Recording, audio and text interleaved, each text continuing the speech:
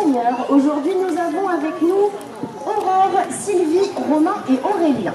Moi, je vais commencer par vous présenter l'espèce d'otarie sous vos yeux, puisqu'il en existe différentes espèces dans le monde. Alors, devant vous, ce sont des otaries de Patagonie. On les appelle aussi otaries à crinière, et c'est une des plus grosses espèces qui existent. Elles sont 4 ici au Parc Zoologique de Paris. Pour cette animation, on va travailler avec 3 d'entre elles. On essaye de changer à chaque fois.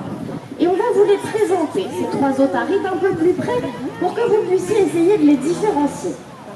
Alors, on va commencer avec la plus petite du groupe, qui est aussi la plus jeune.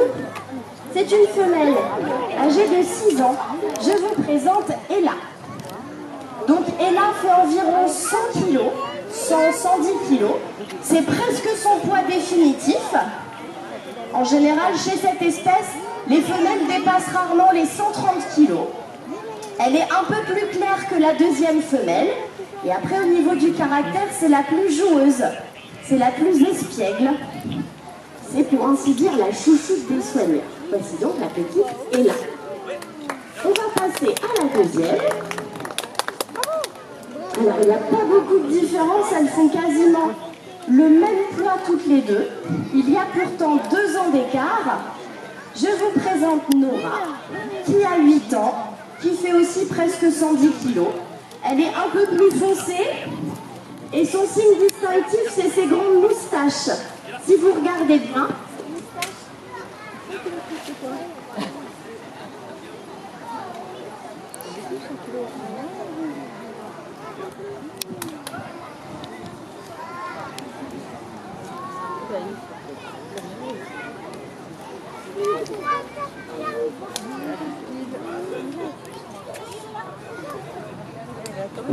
je peux peut-être prendre le relais à Glace. Tu as un souci de micro. Alors du coup, on va vous présenter l'autre mâle, enfin le seul. C'est tout bon. Je te remercie, j'ai juste changé de pile. Veuillez m'excuser, c'est des choses qui arrivent. On va passer maintenant au modèle au-dessus. Et je vous présente Porthos. Porthos, c'est le mâle dominant du groupe.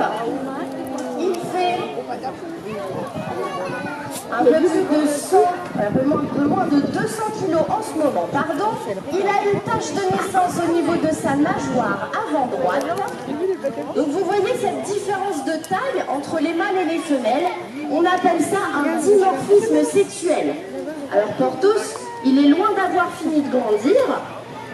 Il va monter jusqu'à 350 voire 400 kg. Et un mâle adulte est 2 à 3 fois plus gros qu'une femelle. C'est donc très facile de les différencier. Mais sachez qu'il y a une deuxième différence entre les mâles et les femelles. Il s'agit de la crinière. Oui, c'est bien des otaries à crinière. Alors, je suis d'accord avec vous, quand elles sont mouillées, ça ne se voit pas très bien. Mais quand elles sèchent au soleil, on aperçoit leur fourrure.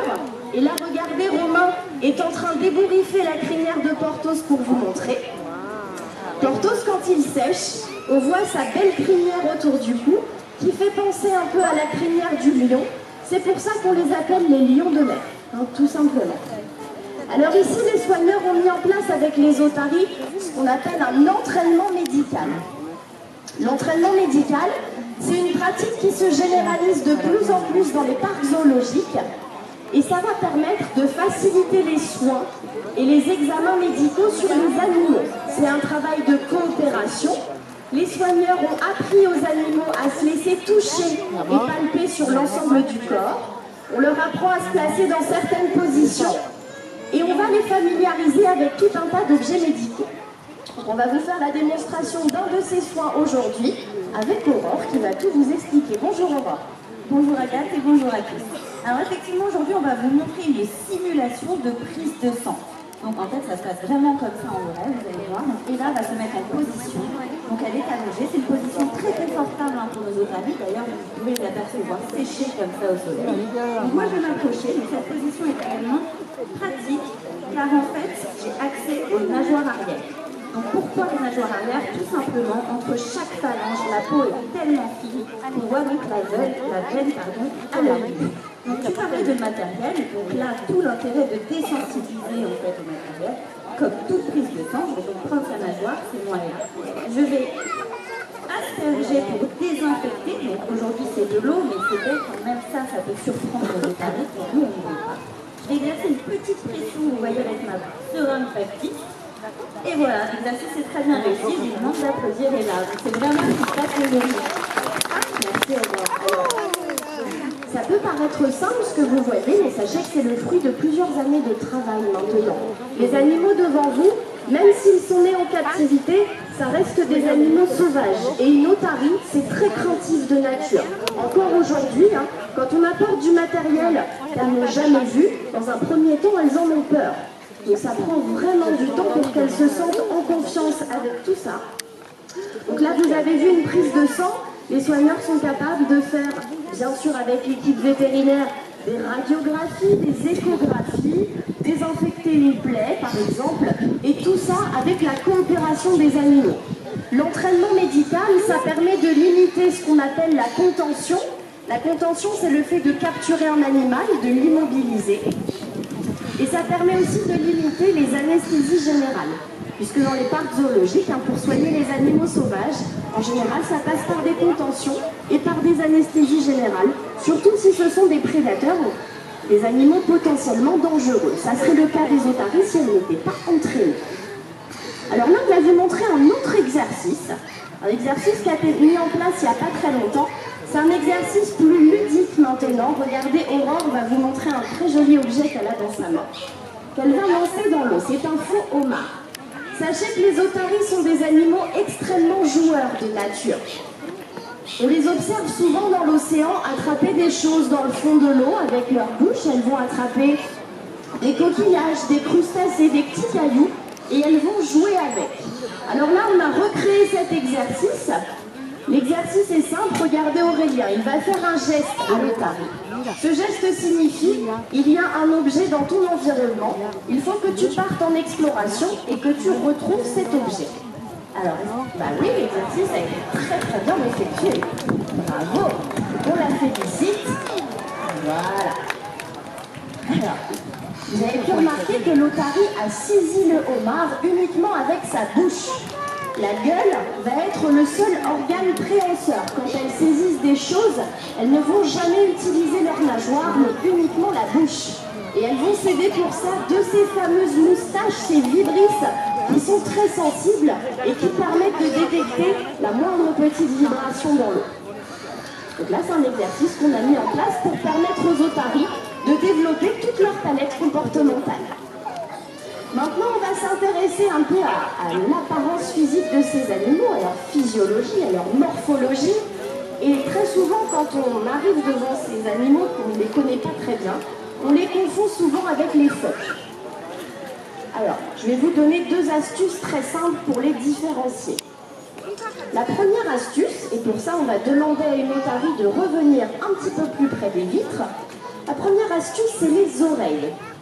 Donc quand elle va revenir, vous allez observer ses oreilles, qui sont juste au-dessus des yeux. Voilà.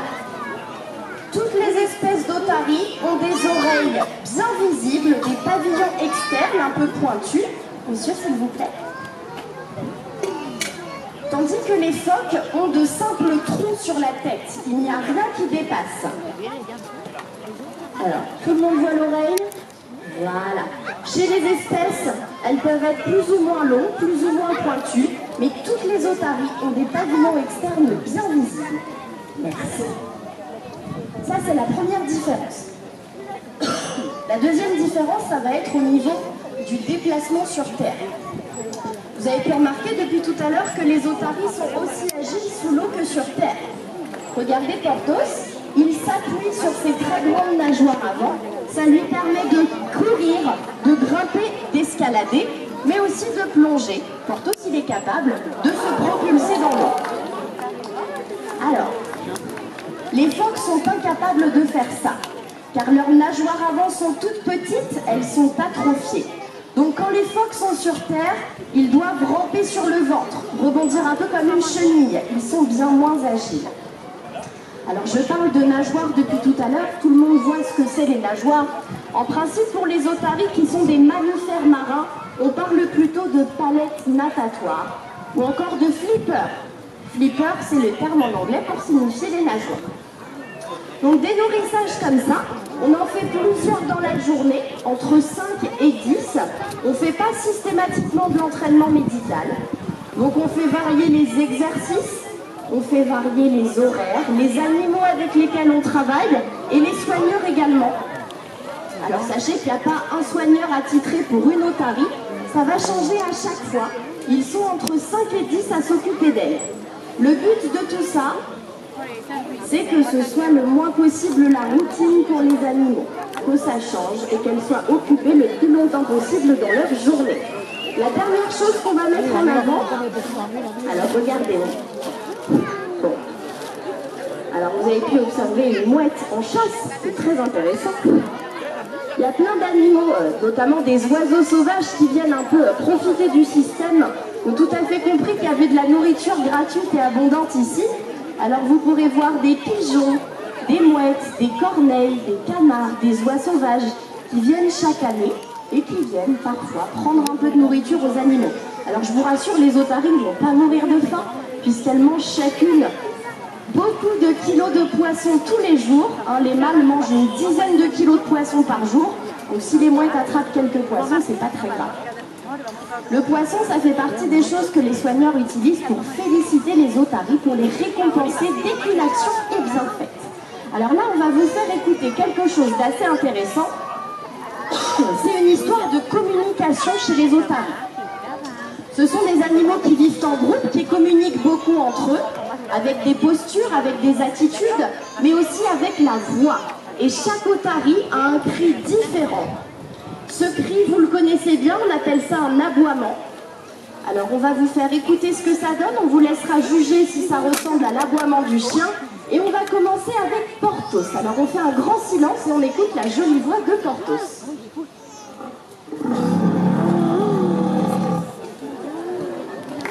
Voilà. On va continuer avec Nora.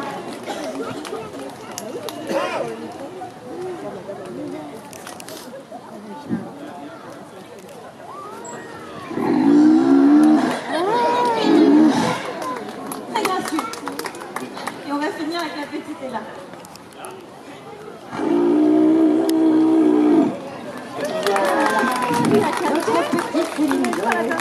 Donc chaque individu a un cri différent, ça leur permet de se transmettre des informations.